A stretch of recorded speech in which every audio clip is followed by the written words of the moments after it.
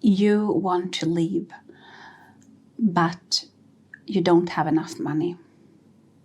And you don't know how you would be able to manage if you left, because so much of your finances and other things are tied to him.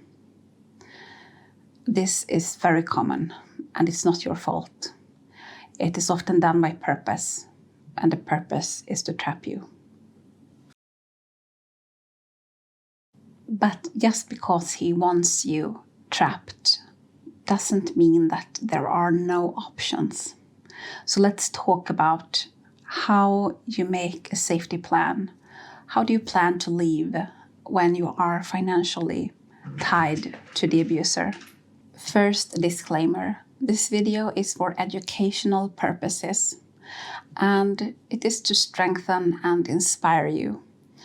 But you also need to seek out advice, legal advice, and perhaps advice from domestic violence hotlines or people who deal with these matters that can give you specific advice that applies to your situation. Firstly, when we are in one of these relationships, we don't see how much it hurts us, and we don't see the dangers because we have become adjusted to it over a long period of time. So leaving, stepping out into the unknown, and for a period living in discomfort, compared with the devil that we know, leaving everything behind feels scary. Some women don't have a safety plan when they leave. They have to leave immediately because of safety reasons. That is very difficult. And until you get things in order, you may have to rely on social services and domestic violence shelters, etc. How to think in one of those situations is sort of like if your house suddenly burned down. You now have to rescue the living. So you want to get yourself, your kids, perhaps some pets out of that situation. People have lived through those circumstances and come out on the other side of it. There are things that makes it easier to leave, and we will talk about those things. First, physical safety. To have a safe place that you know that you can go to when you leave. Perhaps that is a volunteer's shelter, domestic violence housing, religious or community groups, or a trusted friend or family member that can house you for a period. Then ideally you would have some bridge money with you, some money to help you get through the initial phase until you can start to rebuild your life. Deposit for a room, money to train tickets, money for food for a couple of weeks, for phone credits, and for childcare basics. How do you get those money? You can either save up for it or borrow it. If you're saving up for it, put that money away in a safe place where he can't access it. Perhaps with a trusted friend or relative. It could be cash hidden someplace outside of the home, perhaps at your work. Some sort of separate account or PayPal that he can't access. Many safety plans start with depositing $5 or $10 a week. Eventually, that builds up to a larger sum. Don't announce any new incomes, bonuses, side earnings, or refunds. Put that money aside. You can do micro jobs, cleaning neighbors' homes, dog walking, tutoring, babysitting, or selling items secondhand. You also want to have basic documentation with you. Copies of IDs, passport, birth certificates, insurance documents. And you want to have an emergency bag. In that bag, you have your important documents, clothes and sanitary items for yourself, for your children. If you have support, that makes it much easier for you to leave. Reach out and talk to people. Talk to them about what is happening to you. But only do so with persons that you don't believe will tell him what you have shared. Also, reach out to domestic violence hotline. You can often be anonymous. Ask them for advice. They are experienced and professional and can give you advice that you might not have thought about in your situation. When you are leaving, the moment that you are leaving and the period following, that is the most dangerous period where the risk for escalation of violence or just emotional abuse suddenly turning physical, this is the highest risk. Educate yourself about it and educate yourself about the signs of escalation. Also educate yourself about abuse so that you can name it, so that you can name what is going on. This is abuse. And if possible, start to weaken the trauma bond so that you won't be tricked or drawn back into that relationship.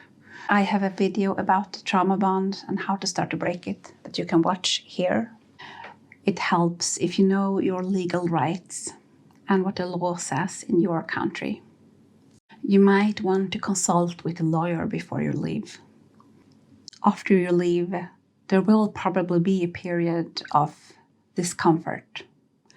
But compared with living the rest of your life in an abusive situation, this is a short and acceptable discomfort. There will be new things that you have to do.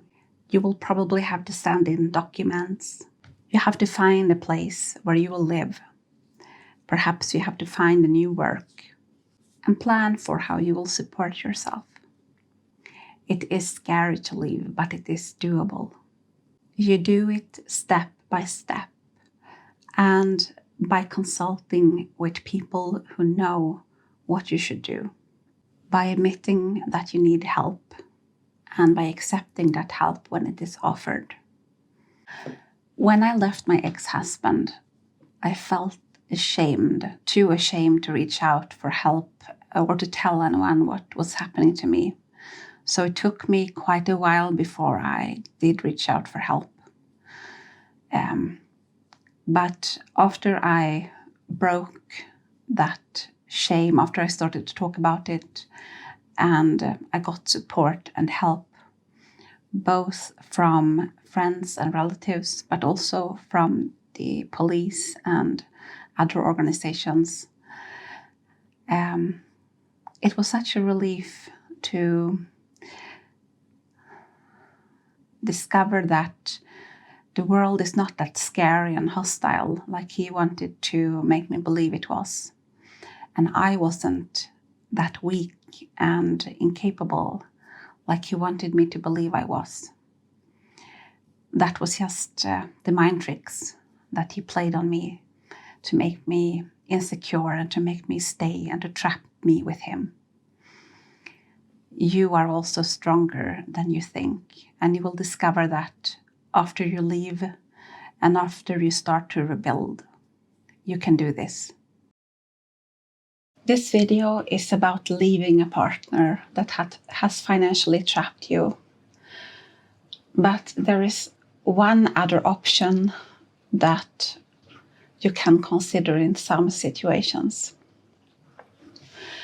When the woman is the sole contract holder for an apartment, when you own the home, or if you are in a circumstance where you could legally evict him from the home. And that depends on the law where you are. In those instances, there is the option of trying to make him leave. Now, there is something that is very important to know when you're even considering this. Leaving an abusive relationship is very dangerous. It is a high risk of physical injury. This is when most femicides happen, in the process of leaving. Don't do this while you are still alone with him in the same home, where he can still access you and harm you. I went this route, so I first escaped with our kids, and then from a safe location, I made him leave. So I just want to tell you about this option. If you're considering this, ask for advice, legal advice. Make sure that you are safe. Make sure that you know the signs of escalation. Abusers may escalate when they lose control, when you try to leave.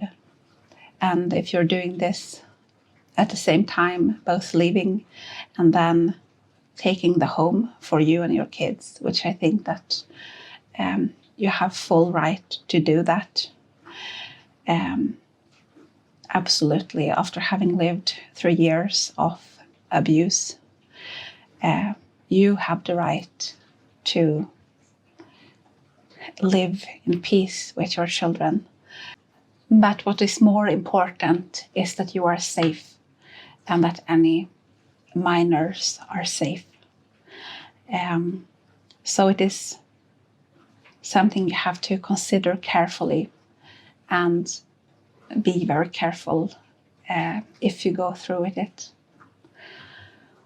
If you have any questions, or if you have some experience that you want to share with other survivors, please comment below. There are many that need encouragement, that are afraid to take this step. And I know that there are some women now in the community that are trying to save up for this buffer that they will have when they leave. The aim of the channel is to help other survivors, and especially the ones that are feeling stuck. My heart really goes out to you, because that's where I were so many years. Thank you for listening to this video. I'm Emma, holding up a light over the bridge. See you in the next one.